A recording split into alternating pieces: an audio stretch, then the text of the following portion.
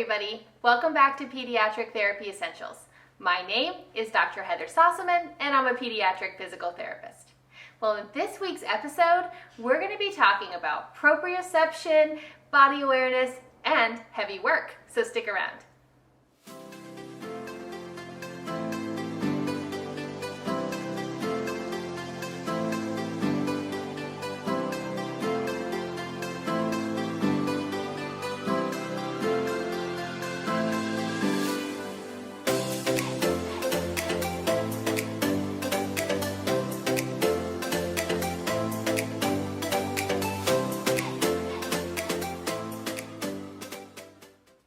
Guys, and welcome back to my channel. If you're new around here, thank you so much for stopping by, and if you've been here before, thanks so much for coming back. Well, in today's episode, we're going to be talking about body awareness, proprioception, and heavy work, and how they all fit together. And I've talked to you guys about proprioception a couple of times in my balance and coordination videos, so I thought we'd take a deeper dive into it today. So proprioception is one small part of our sensory system as a whole. And most of us learned about our five senses in elementary school, right? We learned about vision, which allows us to see the world around us. We learned about our hearing, which allows us to listen to beautiful music. We learned about the sense of touch, which allows us to touch a cozy blanket and know how soft it is. We talked about smell and how wonderful it is to smell whatever mom's cooking in the kitchen, and taste to enjoy what she's making. Well, believe it or not, beyond those five senses that we all learned about, there's actually a total of 8 senses. Yes, I said 8. And the 3 you're probably not so familiar with are number 1, interoception. And interoception is our ability to know what's going on inside our body. So, is my heart racing? Is my stomach rumbling? Or is my mouth dry? And this sense is really important so that we can help take care of our bodies.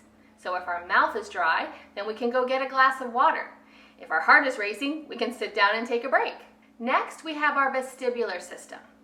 And the vestibular system is made up of some tiny organs that are located in our inner ear. And these specialized organs communicate with our brain and send it information about where our head is in space and if we're accelerating in our movements, going faster, or decelerating in our movements. And the vestibular system is essential for us to maintain our balance, which makes sense because the minute my head moves from left to right, my body probably knows I'm off balance. And finally, we have our proprioceptive system. And proprioception is our ability to know where our body is in space. And that can be during movement or at rest. And proprioception is detected by specialized cells that are located in our bones, joints, muscles, and skin that let us know when our body's moving. And these cells are constantly monitoring where our body is and reporting that information back to our brain. And the amazing thing about proprioception is that our body knows where it is in space even if we can't see it. So if I close my eyes and I wave my hand in front of me, I know what my hand is doing even though I can't see it. Without a functioning and healthy proprioceptive system, our bodies would not be able to balance or coordinate our movements. So babies and children develop their ability to know where their body is in space through, you guessed it, experience. Each and every time we pick up a baby and rock them or bounce them or carry them around the house, they're getting information to their sensory system about where their body is and movement.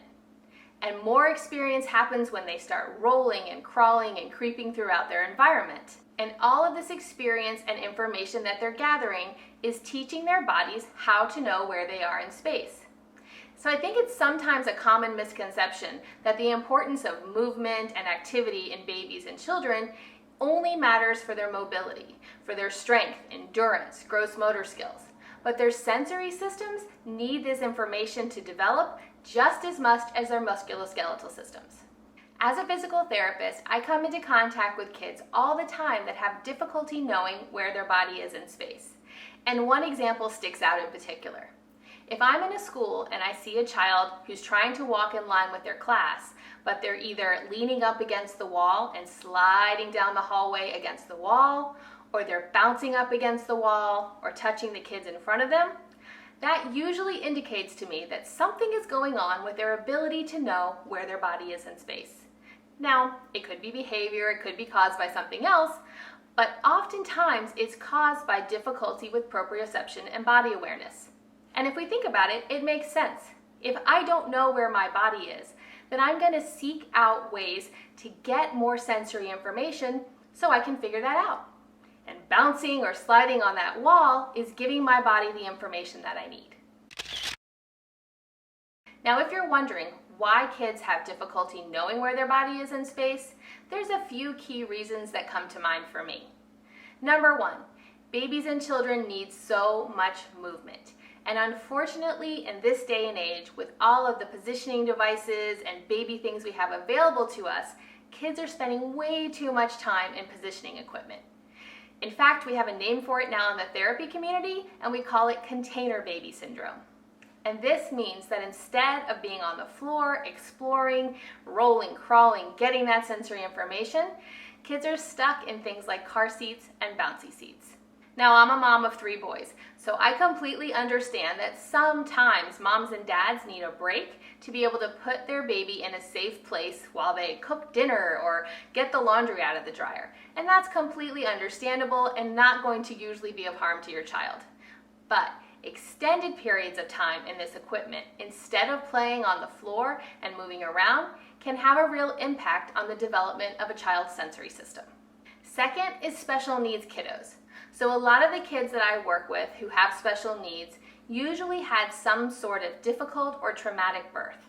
They could have been born too early and spent a lot of time in the NICU. They could have a neurologic condition or an orthopedic condition that prevented them from safely moving around their environment.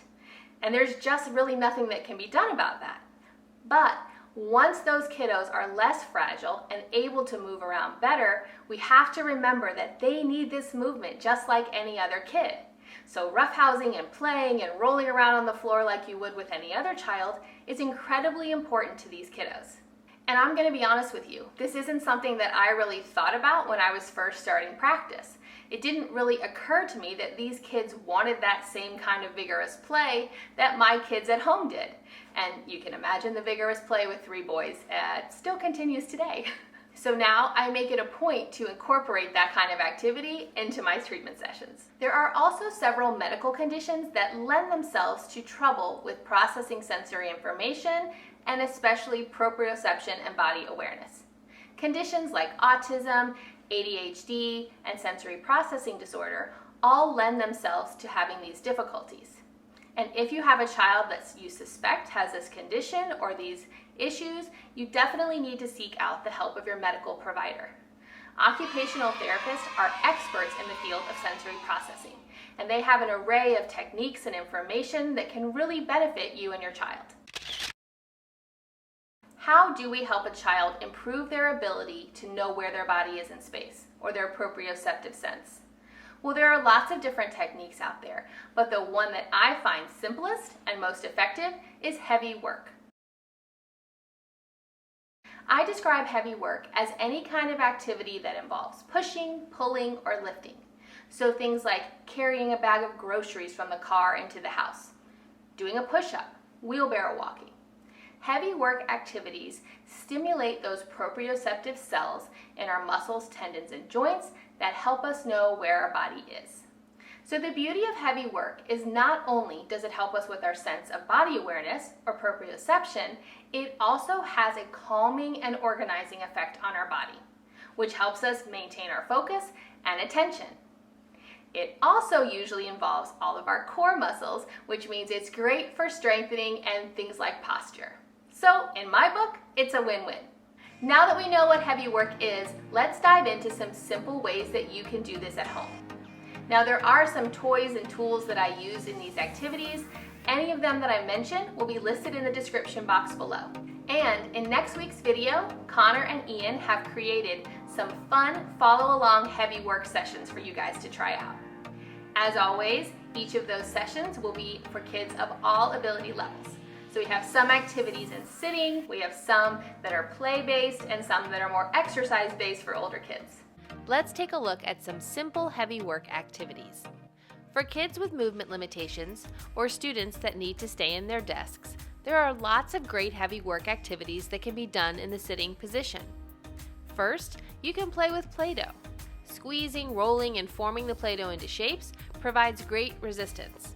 If you'd like a little bit more resistance, you can always switch the Play-Doh out for Theraputty. You can also do resistive activities with your mouth. Things like blowing bubbles or using a straw to blow a cotton ball across the table are great options. Simple toys and games can be fun too. Pulling a pop tube apart, stacking bean bags, or even playing with my favorite toy, Squigs. Or even help around the house. Using a rag to wipe off your wheelchair tray or the table in front of you, rolling out cookie dough, or mixing a thick batter are all great ways to get in some heavy work in the sitting position. For younger kids, there are tons of fun games you can try to get in some heavy work. You can do animal walks like the crab walk, bear walk, or wheelbarrow walk. You can also play tug of war. If you don't have a rope, you can simply lace your fingers with your partners and push and pull against each other. And who can resist a pillow fight? Done in sitting or standing, a pillow fight is a great way to get in some heavy work. You can also try scooping, digging, and transferring contents back and forth between containers, like using rice, beans, or even water. I like to have kids push heavy loads across the room. For younger kids, you can load up a kid-sized shopping cart or baby doll stroller, and for older kids, a laundry hamper or box will do. Fill them with books or canned goods to get some added weight. A scooter board is also a lot of fun. Simply pulling yourself along the floor on your belly is good, but you can also make a game of it by placing cotton balls on the ground and blowing them with a straw as you cross the floor on your scooter board. Oftentimes, older kids aren't really interested in playing games, so for heavy work, they can do simple exercises. Things like push-ups, whether it's on the floor or against the wall, are always great. The Superman, planks, bridges, and even wall slides will work. You might also want to give yoga poses a try. Downward dog, tree pose, and warrior pose are all great options. Well, I hope you guys enjoyed today's video and heavy work makes maybe a little bit more sense to you guys and you have some great ways to try it at home. If you'd like any more information on the topic we talked about today, please be sure to pop over to my website, pediatrictherapyessentials.com, where there's a full blog post that goes along with today's video. And in the description box below, all of the tools and toys and things that I talked about today will be listed down there as well. And don't forget to stop by next week and check out the follow-along videos of heavy work activities that Connor and Ian have for you guys. If you enjoyed today's video, I'd really appreciate it if you'd give it a thumbs up and share it with someone else. And if you have not subscribed to this channel and you enjoy videos like this, please consider doing so. Well, I hope each and every one of you has a wonderful week, and I look forward to seeing you next Saturday. Bye!